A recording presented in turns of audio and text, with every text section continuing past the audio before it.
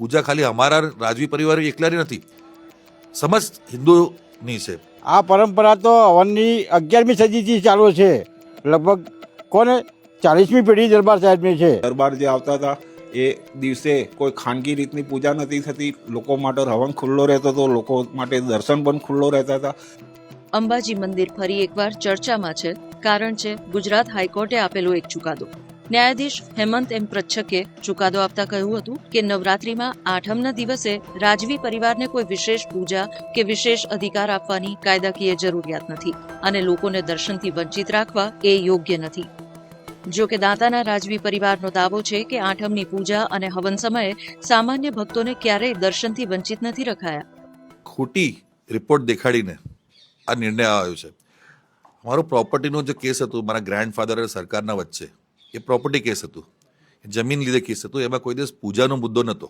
આ કેસમાં પૂજાનો મુદ્દો ક્યારે લેવામાં આવ્યો, શું કહેવાય, ટ્રસ્ટ દ્વારા અથવા વકીલ દ્વારા, મને એ ખબર નથી કેને નાખ્યું છે. પણ વગેરે કોઈ ઇન્ક્વાયરી કરે કે વગેરે જાણે, એમાં રજૂઆત એવી કરવામાં આવી કે અમે 8-8 કલાક મંદિર બંધ રાખીએ છીએ લોકો માટે અને તકલીફ થાય છે ખૂબ દર્શનાર્થીને. ચૌધરી સમાજ અને બીજા બધા હિન્દુ સમાજ, જે પણ હિન્દુ સમાજ છે આ પ્રાંતના અને આજુબાજુના, એ બધા અહીંયા આવે છે અને નારિયેલ હોમે છે માતાજીમાં. જ્યારે અમારો હવન પતે છે 3 દિવસ તો એની અગ્નિ ચાલુ રહે છે, 3 થી 4 દિવસ એટલા નારિયેલ હોમાય છે.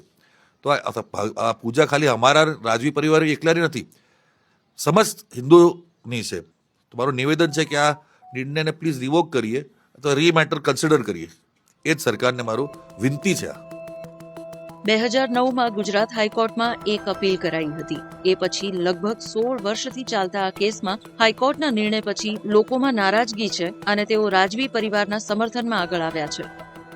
આજ જે રાજવી પરિવારમાં તે આ લોકોએ આપત્તિ ખોટી આપી છે કે રાજવી પરિવાર સેવા પૂજા ન કરી શકે કે માણસો નડે છે, એવું કાંઈ નથી.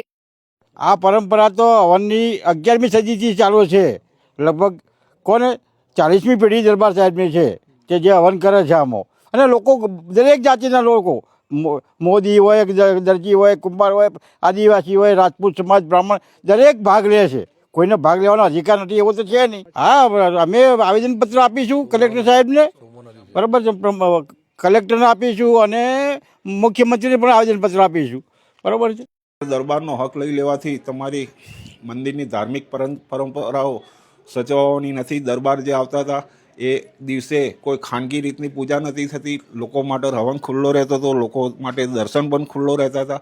અને દરબાર જ્યારે હવન કરતા હતા ત્યારે લોકોએ હવનને જોઈ અને હવનમાં નારિયેલ ચડાવી શકે એવું પણ ચાલુ હતું. એટલે જે દરબારની જે હાઈકોર્ટમાં રજૂઆત થઈ શકે એમનો ખાનગી હક છે, ખાનગી પૂજા છે, એવી કોઈ વાત નથી.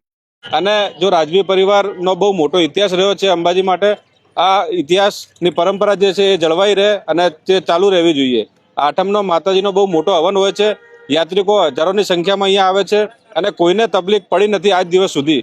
અંબાજી ગ્રામજનો પણ જાય છે, દર્શન કરે અને શાંતિપૂર્વક આવે છે. કોઈ દિવસ કોઈ અગવડતા થઈ નથી. અને રાજવી પરિવારને જ્યાં જરૂર પડશે ત્યાં અમારો આખો સમાજ ખડે પગે ઊભો રહેશે. દરબારે બંધાયેલું મંદિર છે અને એમના પિતાજી અને એમના વારસદારોએ બંધાયેલું છે, એટલે એમાં સરકારનો કોઈ હક લાગતો નથી. સમજ્યા? અને સરકારનો લાગે તો બી અડધો લાગે, પૂરો સરકાર કબજો કરી ના શકે. હાલ તો દાંતાના રાજવી પરિવારના સમર્થનમાં 50,000થી વધારે સહીવાળું એક આવેદનપત્ર આપી ગુજરાત હાઈકોર્ટ તેના નિર્ણય પર ફેરવિચારણા કરે તેવી માંગ કરાશે.